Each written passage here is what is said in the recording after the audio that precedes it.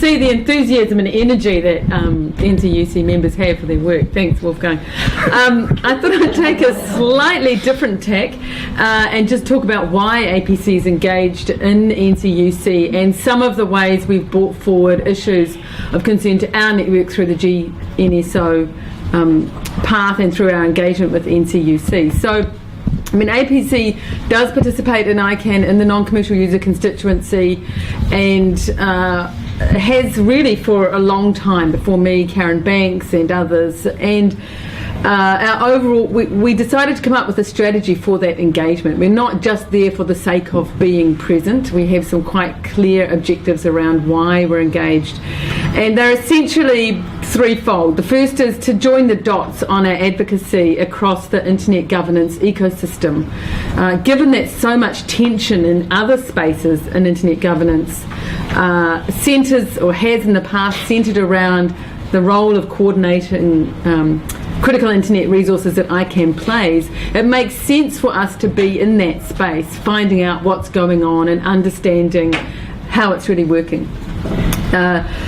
The other thing is we want to basically strengthen and improve ICANN's public policy making role.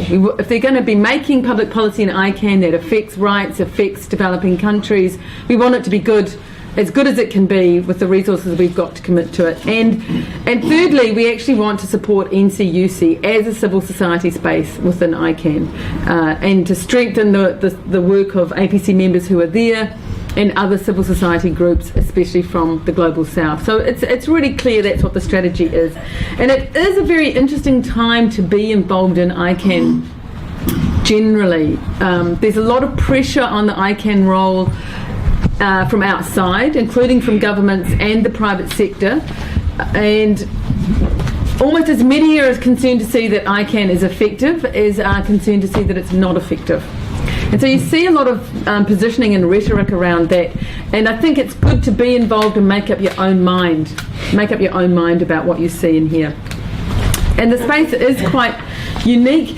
I mean, sometimes I despair that so much resource and so much funding is going into such a tiny part of the internet governance system, which is the naming, and increasingly it's already only the naming part of it.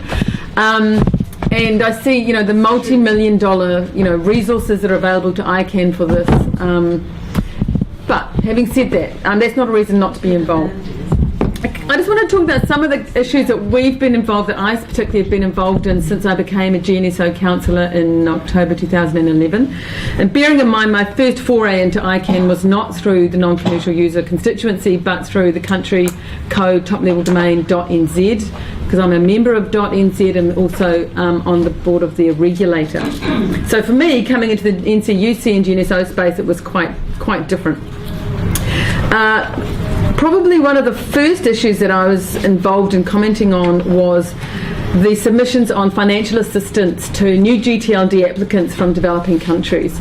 And you talked a little bit about that with Avri Doria. The fee was $185,000 to apply for a new generic top-level domain. And there's a lot of pressure and submissions on reducing that for developing countries. So we made submissions saying that we supported the reduction of those fees, but actually we wanted more from that. We wanted support for registries and registrars in developing countries, financial assistance to improve the technical operations of those registries, many of which were still under monopoly systems, some with government, some private sector, to support increased competition and reduce costs for users.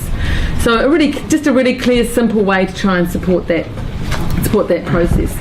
Another specific area was on NCUC developed an issues paper on new generic top-level domains and human rights. Basically saying, look, ICANN is not a human rights making body. Its role is not to create new human rights norms or standards in its coordination role. Its job instead is to take existing human rights standards into account in the public policy work that it's doing and make sure that its public policy decisions are human rights compliant. So we looked, for example, at new GTLDs and focused on the principles that should apply around freedom of expression, and that any limitations on freedom of expression had to comply with existing international rights standards. So, for example, Article 19 of the International Covenant on Civil and Political Rights, which we talked about this morning. We argue strongly to support community applications. So where you've got applications not from private sector or businesses, say for example in relation to .gay, where there are a number of multiple applications for .gay as a GTLD, we see priority should be given to the communities which are putting forward those applications. So there is a community application for .gay, for example. We talked about balancing human rights concerns because, where there are multiple and conflicting rights, priority should be given to protecting marginalised groups. So rather than trademark owners and intellectual property rights concerns, community concerns, cultural concerns should be given priority.